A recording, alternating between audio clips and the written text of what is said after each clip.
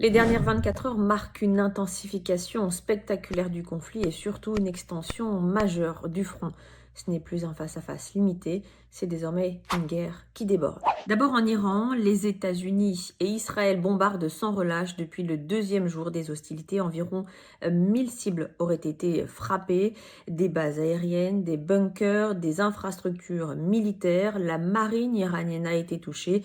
Plusieurs navires coulés. En réponse, Téhéran riposte de manière inédite. Des missiles iraniens se sont abattus sur Tel Aviv. Jérusalem aurait également été ciblée. Et puis dimanche, un missile iranien a frappé un abri dans le centre d'Israël, faisant au moins 9 morts et 46 blessés. Côté américain, on reconnaît la mort officiellement de 3 soldats. 5 autres seraient grièvement blessés. Pour le reste, les bilans humains et matériels restent à ce stade largement incertains. Et le conflit, lui, s'étend désormais au Liban. Le Hezbollah affirme avoir lancé des drones et des missiles sur Israël. Tel Aviv a répliqué en visant la banlieue sud de la capitale libanaise Beyrouth.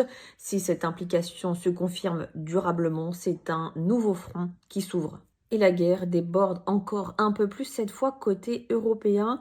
Chypre évoque une frappe de drone présumée sur une base britannique. Des missiles iraniens auraient été tirés vers l'île. En mer, l'escalade est manifeste. Washington affirme avoir coulé plusieurs navires iraniens.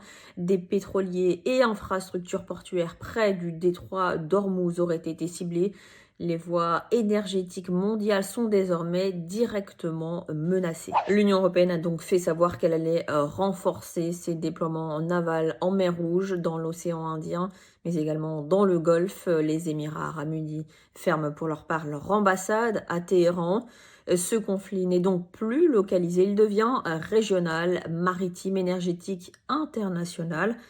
La question n'est plus seulement de savoir qui frappe qui, la question désormais c'est jusqu'où.